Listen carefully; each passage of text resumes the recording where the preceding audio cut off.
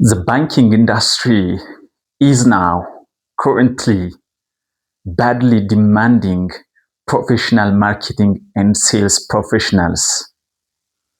It's because customers are, from time to time, they are getting tired of hearing the nagging voices from the banking professionals.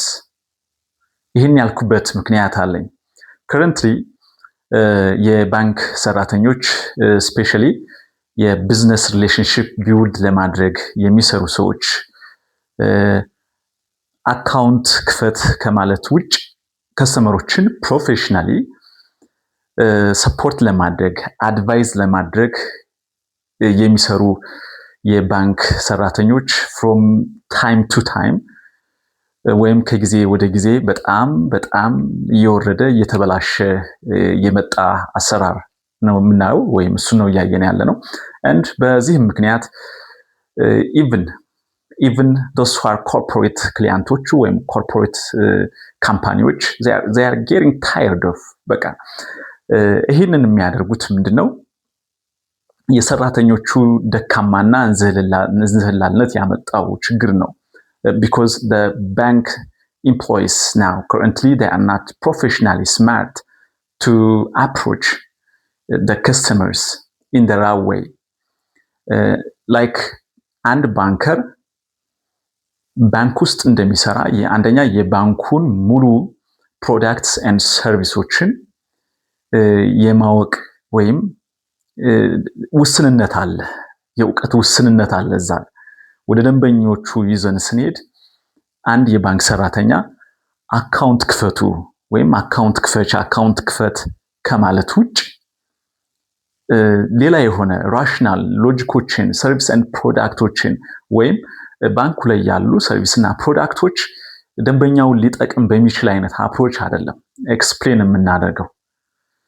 ስለዚህ ይሄኛው የተለመደና በጣም ትራዲሽናል የሆነው የሴልስ አፕሮች የባንክ ኢንዱስትሪውን በጣም ደካማ እንዲሆን እያደረገው ይገኛል። እንዲሁም ደንበኞቻችን ፍሮም ዴይ ቱ ዴይ በጣም እየተሰላቹ ባንከር ወይም አንድ የባንክ ሰራተኛ ሲያዩ በጣም የሚሸማቀቁ የሚያፍሩ ደንበኞች እንዲሁም በቃ በጣም የመሰላቸት እንዲሰላችሁ እያደረግናቸው እንገኛለን።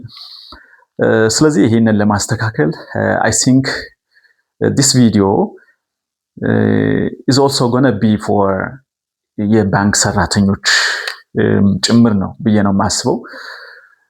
ለምን ካላችሁኝ now the bank industry is currently now is demanding በጣም ሃይሊ ነው ዲማንድ እያደረገ ያለው እንደዚህ አይነት የባንክ ፕሮፌሽናሎችን ኤክስፐርቶችን በሙያው የተካኑ በደንብ ደንበኞችን የፋይናንሻል እንደ ፋይናንሻል አድቫይዘር ሆነው አድቫይዝ የሚያደርጓቸው እያንዳንዱን ነገር። ለምን ደንበኛ አንድ ባንክ ላይ አካውንት ሲከፍት ለምንድን ነው የሚከፍተው? የተለያዩ አካውንቶችን ሲከፍት አንድ ደንበኛ ፎሪን ከስተመር ሊሆን ይችላል ወይም እዚሁ ሎካል ከስተመር ሊሆን ይችላል፣ ድርጅት ያለው ወይም ነጋዴ ሊሆን ይችላል፣ እንዲሁ ተራ ኦርዲናሪ የሆነ ግለሰብ ሊሆን ይችላል።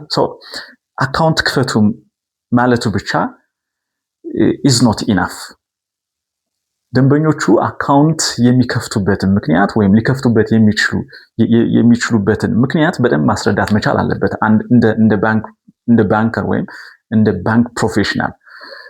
ስለዚህ ይሄንን ባላደረግነ ቁጥር ወይም ይሄንን ካላደረጉ ሰራተኞች ከጊዜ ወደ ጊዜ የባንኪንግ አሰራሩ በጣም እየተበላሸ ይመጣና ከፕሮፌሽኑ ውጭ ይወጣና ከፐርሰናል ግንኙነቶች ላይ ብቻ ወደ አልተፈለገ ዳይሬክሽን ይሄዳል ማለት ነው። ነገር ግን ደንበኞቹን የትም ቦታ ይሆኑ የትኛውም ባንክ ላይ ደንበኛ ይሆኑ ወደዚህኛው ወደ ሌሎቹ ባንኮች ስናች አድርገን ለማምጣት ስንሞክር በጣም ክሊርሊ ባንኩ ላይ ያለውን አሰራር በትክክል ማስረዳት መቻል ይኖር